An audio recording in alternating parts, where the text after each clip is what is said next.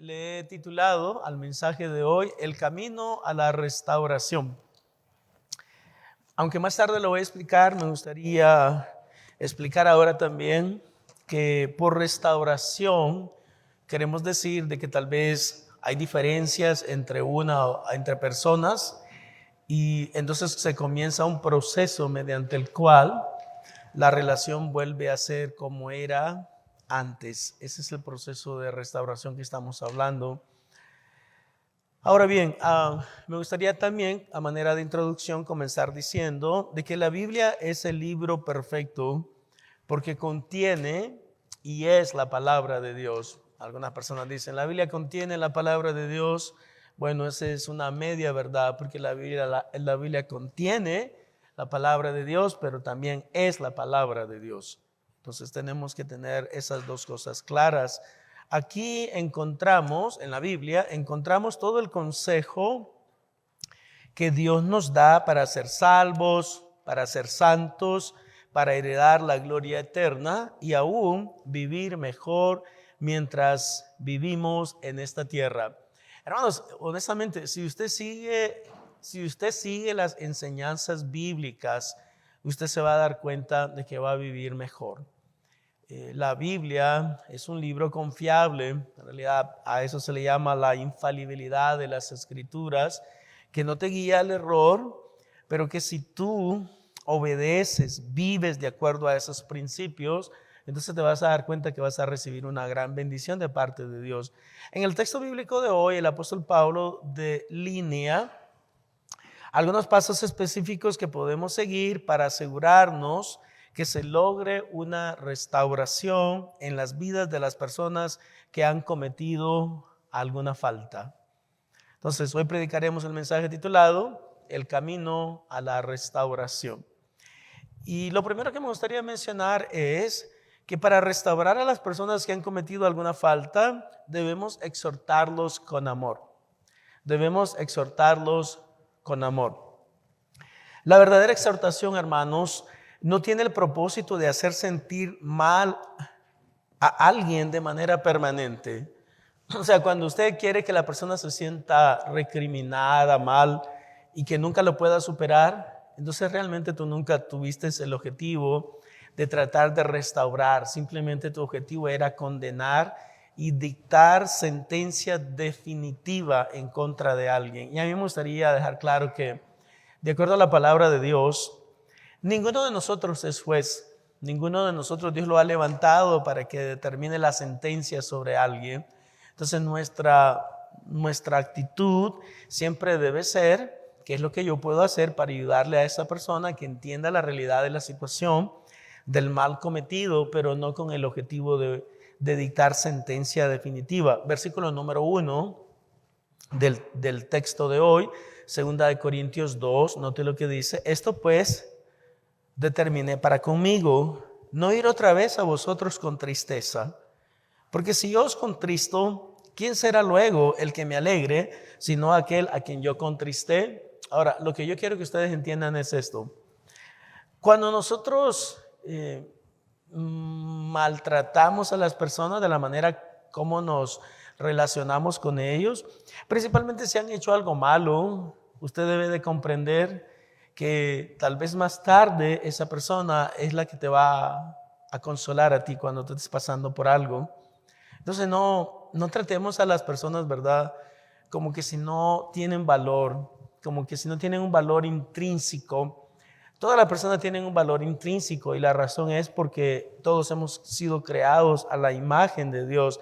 Entonces cuando tú le vayas a decir algo a alguien, no estoy diciendo, verdad, de que no debemos de decirle las cosas a las personas, como algunas personas sugieren, que es lo que significa Mateo 7, no juzguéis para que no seáis juzgados.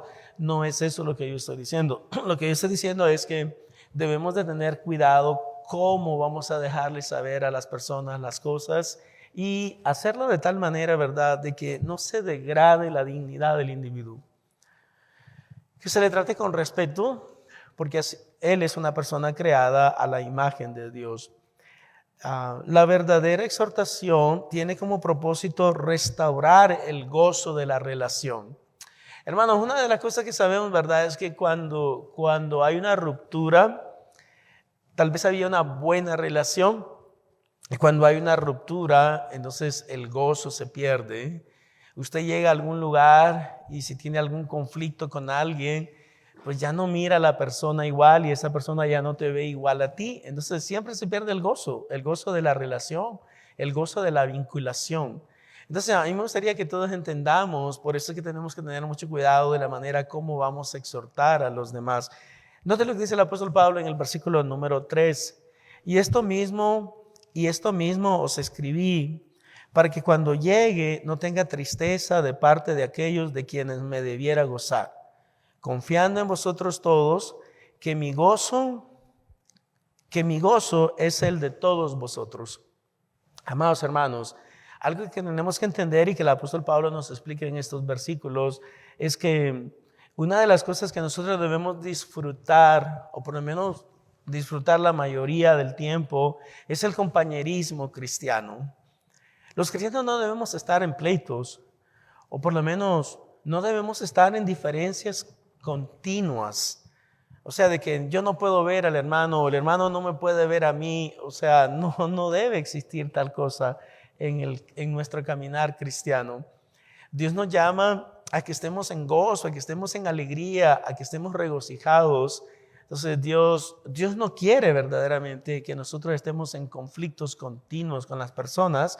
Y déjeme decirle, como lo vamos a ver más tarde a la hora de la aplicación, de que yo le recomiendo a usted como líder o como miembro de la iglesia o como cristiano, como usted quiera, ¿verdad?, que yo le llame en esta mañana y que se aplique a usted de manera directa, de que tengamos mucho cuidado cómo tratamos a los demás. O sea, trátelos con respeto, trátelos con cariño, trátelos con dignidad. Nuevamente reitero, no estoy hablando de dejar de comunicar la verdad, de dejar de exhortar, pero hacerlo con el sentido de que yo no te estoy condenando, yo no estoy dictando sentencia condenatoria en contra de ti. Realmente mi interés es que se restablezca el gozo, que nos sintamos bien los dos. Cuando te vea yo me sienta bien, cuando tú me veas a mí te sientas bien. Como siempre me gusta hablarlo desde el púlpito, por lo menos en este momento yo me siento bien con todos ustedes. Si alguno de ustedes no se siente bien conmigo, pues esa es su situación, ¿verdad? Y usted tiene que andarla cargando, pero yo me siento bien con todos ustedes. O sea, los que están aquí presentes, gracias por cierto, los que vinieron, ¿verdad? Y los que no vinieron, pues también me siento bien con ellos. Porque eso es lo que Dios quiere, eso es lo que Dios desea. Dios desea que yo me sienta bien con todos, que tengamos gozo, que tengamos alegría, que tengamos regocijo porque somos hermanos, porque le servimos al Señor juntos, etc. Entonces, hermanos, a mí me gustaría que usted comprenda bien esta enseñanza. La verdadera exhortación es compelida, basada en el amor. En otras palabras, lo que te impulsa a exhortar, o lo que te debería de impulsar a exhortar, es el amor que tú sientes por los demás. Si no es amor, entonces mejor no le digas nada. Porque mira, el punto es este, y yo quiero que ustedes lo noten con claridad en esta tarde. Si no te mueve el amor, entonces ¿qué es lo que te mueve? O sea, tal vez un sentimiento de que yo soy mejor que tú. Bueno, la realidad es que usted no es mejor que nadie. Yo no soy mejor que nadie. Entonces no me puede mover cuando yo quiero exhortar a alguien. Es que yo quiero que él se dé cuenta qué tan malo es él y yo tan bueno que soy. O sea, eso es bastante hipócrita de cualquier persona. Me recuerda de la historia de Jesús, que cuando entró el hombre que se creía la gran cosa, ¿verdad? Oh Padre, yo te doy gracias porque yo no soy como los demás pecadores. E interesantemente había un cobrador de impuestos. Y empezó, hermanos, honestamente, a acabar al cobrador de impuestos.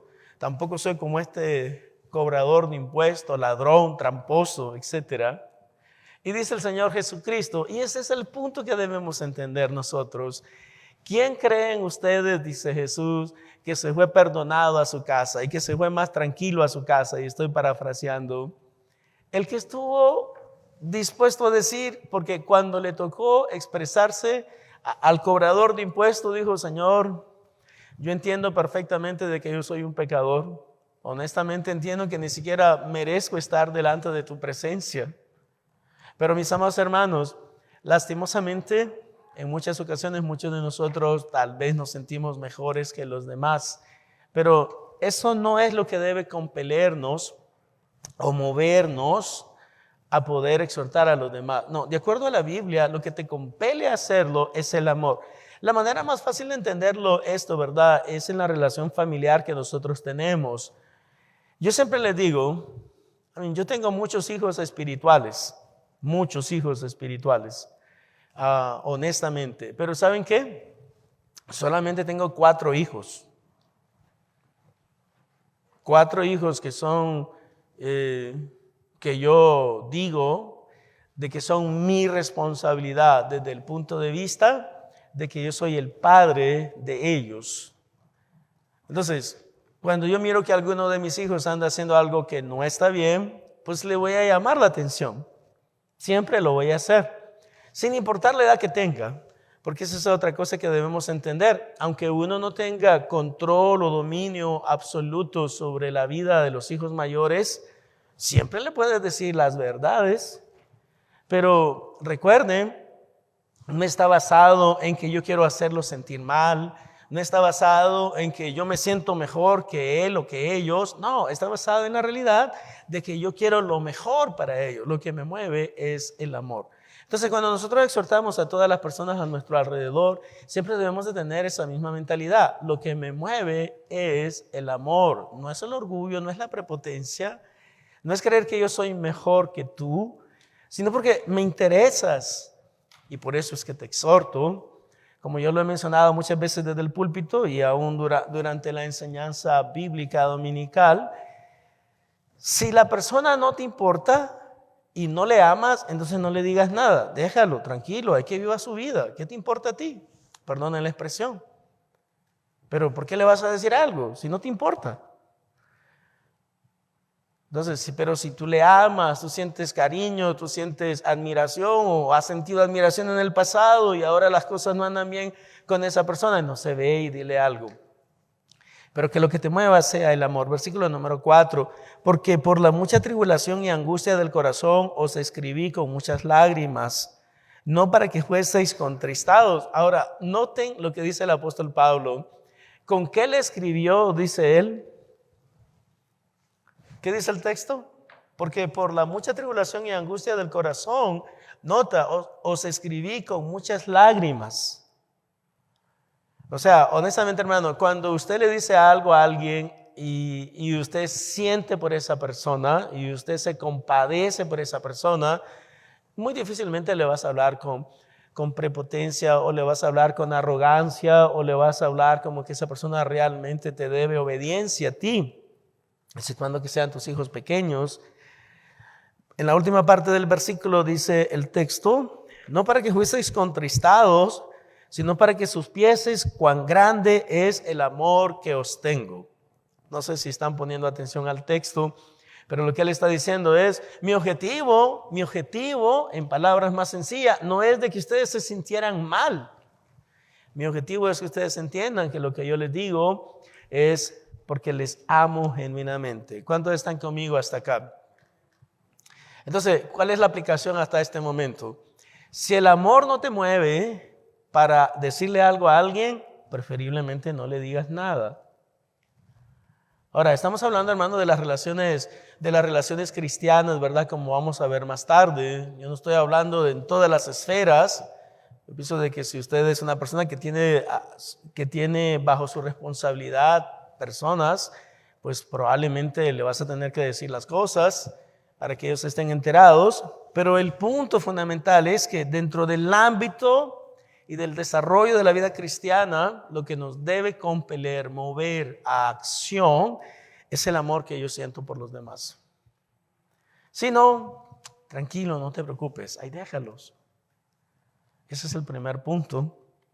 Para restaurar a las personas que han cometido alguna falta, debemos exhortarlos con amor. Segundo, para restaurar a las personas que han cometido alguna falta, debemos perdonarlos. Ok, yo no sé, ¿verdad?, qué tan fácil usted perdona. Más tarde, a la hora de la aplicación, nos vamos a dar cuenta de que muchos de nosotros tal vez decimos que perdonamos, pero tal vez no queremos perdonar todo el tiempo. Las ofensas cometidas en contra de un hermano en particular, algo que debemos comprender es que las ofensas cometidas en contra de un hermano en particular ofenden al cuerpo de Cristo. Note lo que dice el versículo número 5. Pero si alguno me ha causado tristeza, no me ha causado solo a mí, sino en cierto modo, por no exagerar, a todos vosotros. Entonces, algo que el apóstol Pablo está tratando de demostrar es que el que ofende a las personas que forman parte de la iglesia y suceden estas ofensas dentro de la iglesia, la ofensa es al cuerpo de Cristo. Porque recuerden, el principio bíblico es que todos nosotros somos parte del mismo cuerpo. Entonces, cuando usted ofende a alguien o cuando alguien le ofende a usted, la ofensa es en contra de todos. Para serles muy sincero, la realidad es que la ofensa es en contra de Dios primero. Segundo, es responsabilidad de la iglesia exhortar a la persona que ha cometido alguna falta. Versículo número 5. Le basta a tal persona esta reprensión hecha por muchos. En otras palabras, la iglesia es responsable de reconocer a la persona que ha cometido alguna falta, número 1, y número 2, la iglesia es responsable de reprenderlo. Ahora, cuando digo reprenderlo, nuevamente recuerden que el parámetro que estamos utilizando es que le vamos a decir las cosas, le vamos a dejar saber lo que hizo mal, pero lo que nos debe mover no es la condenación. Lo que nos debe mover es el amor no fingido. Punto número 3. Es responsabilidad de la iglesia perdonar a la persona que ha cometido una falta. Así que al contrario, vosotros más bien debéis perdonarle y consolarle para que no sea consumido de demasiada tristeza. Imagínense, hermano, piensen, me río porque en cierta manera es un poco divertido. Imagínense de que alguien hace algo malo. Entonces, primero llego yo, ¿verdad?, como el pastor y decimos popularmente, ¿verdad?, en mi país, y le doy una acabada, lo acabo al pobre, a la persona que ha cometido la falta. Después llega el diácono y le pega una acabada también que como que realmente mi interés no es la restauración. Y después viene otro hermano de la iglesia e igual. El apóstol Pablo nos dice, no, así no es como se hacen las cosas. Y más tarde vamos a dar una aplicación de todo esto. O sea, la idea, dice el versículo número 7, así que al contrario, vosotros más bien debéis perdonarle y consolarle para que no sea consumido de demasiada tristeza. Imagínense, llega el pastor, llegan los diáconos, llega el resto de la iglesia y nadie te perdona, nadie te da una palabra de consolación, todo el mundo te condena, todo el mundo te critica. ¿Cómo te vas a sentir? Ven, aquí nadie me quiere, compadre, sinceramente. No, hombre, más me quieren en el mundo que en esta iglesia. Entonces tenemos que tener mucho cuidado, ¿verdad? Y poner mucha atención a lo que el Señor nos está diciendo. Por lo cual os ruego que confirméis el amor para con Él. Hermanos, dice la Biblia en el libro de 1 Corintios que el amor cubre multitud de faltas. Yo siempre he creído, ustedes saben por qué realmente nosotros peleamos muchas veces, por qué discutimos, por qué tenemos diferencias, por qué hay divorcios, por qué una persona mata a otra persona, porque no amamos. Porque cuando nosotros amamos estamos dispuestos a perdonar, cuando nosotros amamos estamos dispuestos a sobrellevar la carga de los demás, de los débiles. Cuando nosotros amamos, estamos dispuestos a lidiar con cualquiera sea la situación, cualquiera sea la diferencia, pero cuando no amamos, simplemente tomamos decisiones que no necesariamente reflejan la voluntad de Dios para nosotros. Entonces, si podemos recapitular rápidamente, número 1, lo primero que aprendimos es que para restaurar a las personas que han cometido alguna falta, debemos exhortarlos con amor. Eso es lo primero. Exhortarlos con amor. Segundo, para restaurar a las personas que han cometido alguna falta, debemos perdonarlos.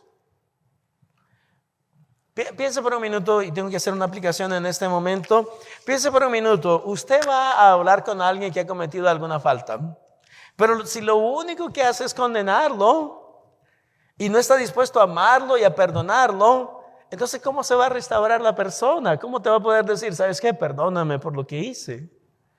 Si usted no le da una oportunidad de poder ser perdonado. Entonces, una de las cosas que tenemos que saber cuando vamos a exhortar a alguien, a cualquiera persona, que mi objetivo no es simplemente, ok, ya te hice sentir mal, ya te rebajé como persona, ya te denigré como individuo, y ahora qué bueno que te sientas de esa manera, ¿verdad? Y déjame llamar al diácono para que también te venga a decir lo mismo. O sea, ese no es... Y llega el último, ya, lo único que te falta es que te den de cachetadas, you know? Y ese no es el objetivo, hermanos. El objetivo es la restauración. Y eso me lleva a mi último punto, tercero y último. Para restaurar a las personas que han cometido alguna falta, debemos ser dirigidos por Dios y no por el diablo. Tenemos que ser dirigidos por Dios y no por el diablo. Déjenme explicarles qué quiero decir con eso y después miramos el texto bíblico. Pero una de las cosas que me he dado cuenta es que cuando usted va a hablar con alguien con un espíritu de arrogancia, usted va siendo dirigido por el diablo. Cuando usted va a hablar con alguien y lo único que está pensando, le voy a decir todo lo que yo quiero decir, usted va dirigido por el diablo. Usted no va siendo dirigido por Dios. Porque si vas siendo dirigido por Dios, lo que te debe compeler a hacer algo es, número uno, que tú sientes amor por esa persona, que te sientes mal por la situación y el pecado que ha cometido y que ya vas pensando, lo que yo deseo es la restauración, no la condenación. Entonces debemos comprender esa realidad. Tercero y último, para restaurar a las personas que han cometido alguna falta, debemos ser dirigidos por Dios y no por el diablo. Cualquier sentimiento de orgullo, de prepotencia, de arrogancia, de que yo soy mejor que tú vienes siendo dirigido por el diablo, no vienes siendo dirigido por Dios. Porque si estás siendo dirigido por Dios, lo que te va a llevar a actuar es el amor. Vas a tener comprensión, vas a tener paciencia, vas a saber qué es lo que Dios quiere que tú hagas. Hermanos, el estar dispuesto a perdonar a las personas que han cometido alguna falta es muestra de obediencia a Dios, de obediencia a la enseñanza de la palabra, de obediencia a lo que Dios quiere que yo haga, porque también dice el apóstol Pablo en el versículo número 9, porque también para este fin os escribí, para tener la prueba de si vosotros sois obedientes en todo. ¿Y de qué es lo que está hablando? Que si van a estar dispuestos a perdonar al hermano que ha cometido la falta. Si no estás dispuesto, dice el apóstol Pablo, a perdonar al hermano que ha cometido la falta, entonces tú no eres obediente en todo. Dios quiere que tú perdones a la persona que ha cometido alguna falta. Segundo, toda la iglesia debe de estar comprometida con perdonar a la persona que ha cometido alguna falta. Muchas veces en la iglesia la persona, no, que lo perdone él, pero yo no. Cualquier persona que ha cometido una falta y que ha sido una falta en contra de la iglesia, es responsabilidad de toda la iglesia perdonar a esa persona, de acuerdo a lo que enseña la Biblia. Versículo número 10. Y al que vosotros perdonáis, yo también. Porque también yo lo que he perdonado, si algo he perdonado por vosotros, lo he hecho en presencia de Cristo. Amados hermanos, el perdón tiene que ser colectivo. Y si nosotros como iglesia, si nosotros como líderes estamos dispuestos a perdonar, estamos dispuestos a pasar por alto la falta de los demás, entonces es responsabilidad de cada miembro de la iglesia de que también tenga el mismo sentir. Yo voy a perdonar a todas las personas, obviamente, ¿verdad? Hago la aclaración aquí que no la he hecho hasta este momento, entendiendo que la persona se arrepiente. Como lo vamos a ver más tarde, vamos a estar hablando en la conclusión y la aplicación de cuál es el proceso del perdón, porque tampoco es, te perdono y todo está bien, como que si no ha pasado nada. Vamos a aprender de que hay un proceso para que podamos perdonar bíblicamente. Y por último, el perdonar a la persona que ha cometido alguna falta demuestra que estamos siendo dirigidos por Dios y no por el diablo. Lamentablemente, en mi experiencia, hermanos, lamentablemente lo digo, yo creo que muchos de nosotros nos dejamos dirigir por el diablo en vez de llevar un espíritu perdonador, un espíritu de reconciliación, un espíritu de que yo no soy mejor que tú. Vamos siempre con un poco de arrogancia. Y nota lo que dice el versículo número 11. Para que Satanás no gane ventaja alguna sobre vosotros, pues no ignoramos sus maquinaciones. ¿Y cuáles son las maquinaciones del diablo? O sea, ¿qué es lo que el diablo quiere? El diablo quiere que tú estés peleando todo el tiempo. El diablo quiere que tú estés en conflicto todo el tiempo. El diablo quiere que tú estés en diferencia todo el tiempo. El diablo quiere de que tú no puedas escuchar algo que alguien diga en contra de ti, porque inmediatamente te pones a la defensiva, inmediatamente te pones a atacar a los demás. No te gusta que te digan nada, no te gusta de que te cuestionen en nada. Entonces debemos de considerar la realidad de que cada vez que yo siento ese tipo de sentimiento en mí, tú estás siendo dirigido por el diablo. Te estás convirtiendo en una persona que estás en congruencia con lo que el diablo quiere para ti. No sé si se acuerdan la historia de Jesús. Jesús le dijo a los fariseos, algunas veces a los saduceos, otras veces a los maestros de la ley, le dijo: ustedes son de su padre el diablo. Y es interesante porque obviamente ellos decían que eran hijos de Abraham. Y Jesús le dijo: ustedes son hijos del diablo. Y yo no sé si ustedes se acuerdan por qué Jesús le dijo que eran hijos del diablo. Le dijo: ustedes son hijos del diablo porque las obras del diablo quieren hacer. Mis amados hermanos, si nosotros hacemos lo mismo, si nosotros tenemos el único interés de andar peleando con los demás, de andar creando divisiones, de andar creando conflictos, de no ser movidos por el amor, well, déjeme decirle, usted también es hijo del diablo. Yo también soy hijo del diablo cuando no me aseguro que estoy lleno del amor de Dios, de la compasión de Cristo, de la ternura del Señor. Ok.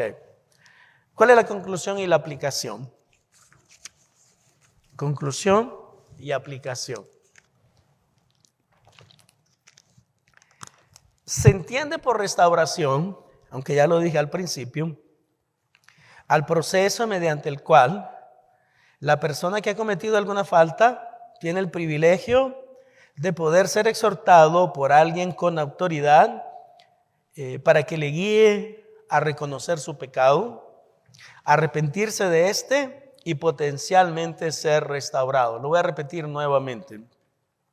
Se entiende por restauración al proceso mediante el cual la persona que ha cometido alguna falta tiene el privilegio de poder ser exhortado por alguien con autoridad para que le guíe a reconocer su pecado, arrepentirse de este y potencialmente ser restaurado.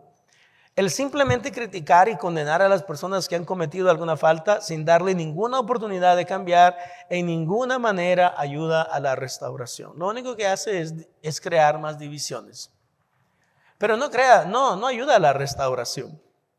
Como pueblo de Dios, todos debemos tener un consenso que lo que Dios desea es que las personas que han cometido algunas faltas sean restauradas. El propósito de Dios es que no vivamos en desunión continua, en conflictos continuos, en diferencias interminables. El propósito de Dios es que comprendamos que debemos de darle a todas las personas el beneficio de la duda, y no solamente el beneficio de la duda, también dejarles saber las faltas cometidas, abriéndole una puerta hacia el arrepentimiento y a la posibilidad de que las cosas, a la medida de las posibilidades, puedan ser como antes eran. Eso es lo que Dios desea. Una de las principales amenazas en contra de todo proceso de restauración es nuestro orgullo y nuestra incapacidad de poder perdonar los errores, las faltas y los pecados de los demás. Amados hermanos, cuando alguien dice yo no puedo perdonar, bueno, tenemos que tener mucho cuidado con esa expresión, como lo vamos a ver en un minuto. En la Biblia hay un ejemplo por excelencia que me gustaría utilizar de ilustración esta mañana. Está en el libro de Mateo, capítulo 18. Lo primero que yo quiero que ustedes noten cuál es el proceso para perdonar, que no es simplemente te perdono y ya. No funciona de esa manera tampoco. Pero vamos a hablar acerca del proceso para perdonar en el libro de Mateo capítulo 18, comenzando en el versículo número 15. Noten, el proceso para perdonar. Por tanto, si tu hermano peca contra ti, ve y repréndele estando tú y él solos. Si te oyeres, has ganado a tu hermano. Ok, vamos a explicarlo bien. Ok. Entonces, ¿cuál es el proceso para que haya la posibilidad de que usted perdone y que comience un proceso de restauración? Alguien peca en contra de ti, ¿qué es lo que tú tienes que hacer? No me llames a mí. Eso no es lo que dice el texto. No lo golpees tampoco, ¿ok? O sea, no lo excomulgues tampoco. De acuerdo al texto, y el texto está bien claro, note, ¿qué es lo que yo tengo que hacer? Voy a llamar al pastor para dejarle saber que este hermano me ofendió. No, eso no es lo que dice el texto. El texto dice específicamente, si hay alguien que peque en contra de ti, entonces ve quién. Ve tú y habla con él. No me tienen que decir nada a mí. Interesantemente, no me tienes que decir nada a mí. Simplemente ve tú. ¿Y qué dice el texto? Si te oyere, has ganado a tu hermano. Mas si no te oyere, toma aún contigo a 1 o 2 para que en boca de 2 o 3 testigos conste toda palabra. Ahora, paso número 2. ¿Qué sucede si la persona no te escucha a ti y no se reconcilian ustedes? Entonces vamos a tener que involucrar a otras personas. A otras personas, como le digo, preferiblemente que tengan la autoridad y el respeto de la persona que ha cometido la falta. Entonces usted va y entonces se conversa nuevamente con el individuo que ha cometido la falta. Y tercero, si no los oyere a ellos, a 2 o a 3 en este caso, dilo a la iglesia. Y si no oyere a la iglesia, tenle por gentil y publicano. Ok, entonces, ¿cuál es el grado de escalación de la situación de mejorar la relación? Primero, ve tú.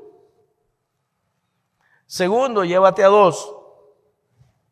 Si los manda a volar a ustedes 3, entonces vamos a presentarlo delante de la iglesia. Y cuando dice el texto delante de la iglesia, no se refiere de que públicamente se va a dar a conocer a toda la iglesia lo que está pasando. No, es un grupo de liderazgo de la iglesia y ese es el grupo que va a decidir qué se va a hacer con la persona. ¿Y qué es lo que se va a hacer, dice la Biblia? ¿Qué es lo que debemos hacer? Si no los oyere a ellos, dilo a la iglesia. Y si no oyere a la iglesia, ahora la palabra oír en este caso es seguir las instrucciones que se le den. Tenle por gentil y publicano. ¿Y ustedes saben lo que eso significa? Que le tengas por gentil y publicano. Que hay que hablarle de Cristo todavía. Porque esa persona, noten, gentil en este pasaje bíblico, hermanos, gentil en este pasaje bíblico se refiere a una persona que no tiene una relación con Cristo. Y note, no solamente dice que lo tengas por gentil, sino que lo tengas por publicano. ¿Ok? ¿Por qué publicano? Porque dentro de los que no son cristianos, en ese tiempo, el peor no cristiano que tú podías ser es ser publicano. O ser un cobrador de impuestos. Básicamente, inmediatamente que te decían publicano, te estaban diciendo ladrón. Eres uno de los peores. Y eso es lo que dice la Biblia. Si no les escucha a ninguno de ustedes, entonces ténganlo por gentil y publicano. Una persona no convertida y una persona no convertida de los peores no convertidos. Porque hermano, miren, una de las cosas que yo me he dado cuenta, y yo no sé por qué algunos de nosotros no lo reconocemos, de que hay un montón de personas que no son cristianos y viven bien. O sea, desde la perspectiva de que no andan adulterando, no andan bebiendo, no andan fumando, tienen hijos bastante que se porten agradablemente delante de Dios. Entonces, una de las cosas que tenemos que darnos cuenta es que Dios obviamente nos invita a que como cristianos vivamos una vida diferente. Entonces, tenemos que entender cuál es el proceso de perdonar. Segundo, debemos entender el poder colectivo que la iglesia tiene para perdonar. Versículo número 18. De cierto os digo que todo lo que atéis en la tierra será atado en el cielo, y todo lo que desatéis en la tierra será desatado en los cielos. Otra vez yo os digo que si 2 de vosotros se pusieren de acuerdo en la tierra acerca de cualquiera cosa que pidieren, les será hecho por mi Padre que está en los cielos. Porque donde están 2 o 3 congregados en mi nombre, ahí estoy yo en medio de ellos. La iglesia tiene un poder colectivo para perdonar.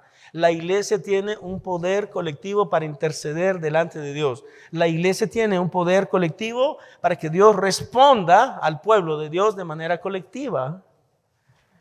Por eso es que debemos de implementar siempre la posibilidad de que toda la iglesia realice las actividades que Dios desea que la iglesia esté realizando. Tercero, ponga atención en esto porque esto es importante, el número de veces que debemos perdonar. El número de veces que debemos perdonar. Dice el versículo número 21. Entonces se le acercó Pedro y le dijo: Señor, ¿cuántas veces perdonaré a mi hermano que peque contra mí? ¿Hasta 7? Jesús le dijo: no te digo hasta 7, sino hasta 70 veces 7. Ahora bien, algo que me gustaría dejar claro, ¿verdad?, en este pasaje bíblico, es que el énfasis fundamental que el Señor está tratando de enfatizar es la necesidad de que yo esté dispuesto a perdonar a la persona que me haga algo todo el tiempo. Ese es el punto. No importa cuántas veces. Si alguien hace algo malo en contra de mí, entonces tú debes perdonarle. Hizo otra cosa mala en contra de mí, entonces yo debo perdonarle. Hizo otra cosa mala en contra de mí, entonces yo debo perdonarle. Ahora, le voy a decir la ventaja de perdonar. La ventaja de perdonar es que tú vas a estar tranquilo.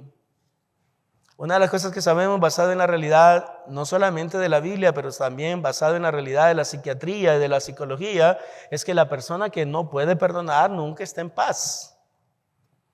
Entonces, lo mejor que podemos hacer es perdonar. La voluntad, número 4, debemos saber la voluntad de estar siempre dispuestos a perdonar. Versículo número 23, por lo cual el reino de los cielos es semejante a un rey que quiso hacer cuentas con sus siervos y comenzando a hacer cuentas le fue presentado uno que le debía 10,000 talentos. No sé si se acuerdan, pero un talento es bastante dinero. Es una realidad. A este, como no pudo pagar, ordenó su señor venderle y a su mujer e hijos y todo lo que tenía para que se le pagase la deuda. Entonces aquel siervo, postrado, le suplicaba diciendo: Señor, ten paciencia conmigo y yo te lo pagaré todo. El señor de aquel siervo, movido a misericordia, le soltó y le perdonó la deuda. Si lo queremos entender, hermanos, es alguien que debe $100,000, por ejemplo, y le dicen: ¿sabes qué? Si no me pagas los $100,000, te voy a echar preso a ti, y te voy a echar preso a tu mujer, y te voy a echar preso hasta a tus hijos. Todos van a ir presos hasta que me paguen la deuda. Y entonces empieza, ¿verdad?, a pedirle, a rogarle, a suplicarle: no, por favor, dame más tiempo, yo te prometo que te lo voy a pagar. Entonces al que le debían el dinero, ¿verdad?, es movido a misericordia y dice: está bien, te voy a dar tiempo, está bien, no me tienes que pagar aún la deuda. Pero noten lo que sucede inmediatamente. Lo que la Biblia nos revela es la inhabilidad de poder perdonar, aunque nosotros hemos sido perdonados. Versículo número 28. Pero saliendo aquel siervo, halló a uno de sus consiervos que le debía 100 denarios. Si ustedes quieren, $100. Él debía $100,000. Y a él le debían $100. Y haciendo de él, le ahogaba diciendo: págame lo que me debes. Entonces su consiervo, postrándose a sus pies, le rogaba diciendo: ten paciencia conmigo y yo te lo pagaré todo. Mas él no quiso, sino fue y le echó en la cárcel hasta que pagase la deuda. Vamos a ver, lamentablemente así somos muchos de nosotros. Nos gusta que nos perdonen, pero no nos gusta perdonar. Lamentablemente. Ahora ponga atención porque aquí viene una enseñanza muy importante. La realidad es de que alguien le notificará a Dios de nuestras malas acciones. Alguien le va a saber a Dios, le va a dejar saber a Dios de nuestras malas acciones. Y obviamente estoy utilizando esta expresión de que le va a dejar saber a Dios, simplemente para que nosotros comprendamos de que siempre van a haber personas a nuestro alrededor que van a darse cuenta de lo malo que hacemos. Y lo malo que hacemos va a ser comunicado eventualmente. Noten el versículo número 11, o mejor dicho 31. Viendo sus consiervos lo que pasaba, se entristecieron mucho Y fueron y refirieron a su señor todo lo que había pasado. Ahora, ¿cuál es la consecuencia de no perdonar? Después de que hemos sido perdonados, entonces llamándole a su señor le dijo: siervo malvado, toda aquella deuda te perdoné porque me rogaste. ¿No debías tú también tener misericordia de tu consiervo como yo tuve misericordia de ti? Entonces su señor, enojado, dice la Biblia, le entregó a los verdugos hasta que pagase todo lo que le debía. ¿Qué le parece, hermano? Está bien. El que la hace la paga verdaderamente. Y Dios honestamente no tarda en ejecutar juicio en contra de nosotros cuando actuamos de una manera que a Él le desagrada. Entonces, noten, esta es la enseñanza, la aplicación a nuestras vidas. Así también mi Padre Celestial hará con vosotros si no perdonáis de todo corazón cada uno a sus hermanos sus ofensas. Terminamos, hermanos, con el Padre Nuestro. No vamos a continuar con el Ave María ni el Dios te salve, pero vamos a terminar con el Padre Nuestro, para que ustedes se den cuenta. En Mateo capítulo número 6, Jesús nos enseñó a orar. Es algo que se llama la oración modelo. O sea, esa es la manera como debemos de orar. Y Jesús nos dice en el libro de Mateo capítulo número 6, Padre nuestro que estáis en los cielos, santificado sea tu nombre, venga tu reino, hágase tu voluntad, así en el cielo como en la tierra. El pan nuestro de cada día, dánoslo hoy. Perdona, ¿qué cosa? Perdona nuestras deudas, así como también nosotros perdonamos a nuestros deudores. Y no nos dejes caer en tentación, mas líbranos del mal. Amén. Y después, si usted va un poquito más abajo, en ese pasaje bíblico, el Señor Jesucristo establece algo que es trascendental. Jesús dice: porque si vosotros no perdonáis a los hombres sus ofensas, tampoco vuestro Padre Celestial os perdonará a vosotros vuestras ofensas. ¿Sí lo notan? Ahí está ya. Porque si perdonáis a los hombres sus ofensas, os perdonará también a vosotros vuestro Padre Celestial. Más, y noten, pero, es un pero si no perdonáis a los hombres sus ofensas, tampoco vuestro Padre os perdonará vuestras ofensas. Que es exactamente lo que acabamos de leer aquí nuevamente en el libro de Mateo, capítulo número, que es Mateo 18, si no me equivoco. El último versículo que acabamos de leer, Mateo capítulo 18, versículo número 35. Así también mi Padre Celestial hará con vosotros si no perdonáis de todo corazón cada uno a su hermano sus ofensas. ¿Y qué es lo que está diciendo, hermano? No sé si estaban leyendo.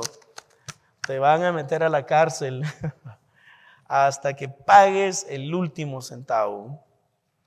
Vas a estar en la cárcel de la inhabilidad de poder perdonar, en la cárcel de no poder estar tranquilo, en la cárcel de tener rencor hacia los demás, en la cárcel de no poder entender de lo que Dios quiere es que tú seas una persona libre, una persona que no tenga rencores en contra de los demás, una persona que le sirva libremente. Amado hermano, yo me pregunto, ¿cómo yo puedo enseñar la palabra si sé perfectamente que tengo algo en contra de alguien?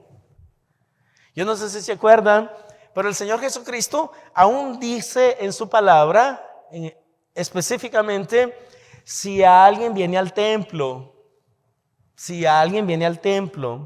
y se acuerda a la hora de que se va a presentar la ofrenda, de que tiene algo en contra de alguien, ¿qué dice el texto? ¿Qué dice el texto? No se acuerdan, ¿verdad? Bueno, déjenme decirles lo que el texto dice. Deje la ofrenda en el templo. Eso es lo que dice el texto. Deje la ofrenda en el templo, vaya y póngase de acuerdo con la persona que tiene la diferencia y después regrese y presente la ofrenda. Eso dice el texto. Entonces tenemos que asegurarnos, hermanos, que estamos viviendo vidas agradables delante de Dios y que estamos dándole a todas las personas la posibilidad de encontrar el camino a la restauración. Termino con esta realidad. Yo entiendo perfectamente que no me puedo restaurar con todo el mundo. O que todas las personas no se van a restaurar conmigo. Pero yo entiendo también perfectamente que yo puedo perdonar a todas las personas. Aunque no me restaure con ellos, yo les puedo perdonar. Y esa es la decisión que todos tenemos que tomar. Perdonar a todas las personas que te han hecho mal. ¿Quieres vivir mejor? ¿Quieres tener menos colesterol? ¿Quieres tener menos presión arterial? ¿Quieres sentirte más relajado, más contento contigo mismo, con las personas a tu alrededor? Tenemos que aprender a perdonar a todas las personas. Sin importar lo que te hayan hecho. Es la mejor manera de vivir. Vamos a orar. Nuestro buen Padre Celestial, gracias Dios te damos porque tú eres bueno con nosotros y nos bendices y nos das de tu palabra para que aprendamos tu palabra, para que la vivamos, para que la practiquemos, para que estemos siempre dispuestos a ser más como tú. Así decía ese canto último que cantamos: yo quiero más de ti y habitar en tu palabra. Yo quiero más de ti y habitar en tu palabra. En otras palabras, yo quiero ser más como Cristo y quiero ser obediente a la palabra de Dios. Y la palabra de Dios nos dice específicamente en esta mañana: tú quieres ser obediente, entonces tienes que obedecerme en relación a estar dispuesto a perdonar a los demás. Amados hermanos, en esta tarde yo quiero pedirle a usted de que usted analice en este momento. ¿Tú tienes algún conflicto con alguien? ¿Tú tienes alguna diferencia con alguien? ¿Tú tienes a alguien que no has perdonado en este momento? ¿Por qué no lo haces ya? Mañana ya es muy tarde. Hoy puedes hacerlo.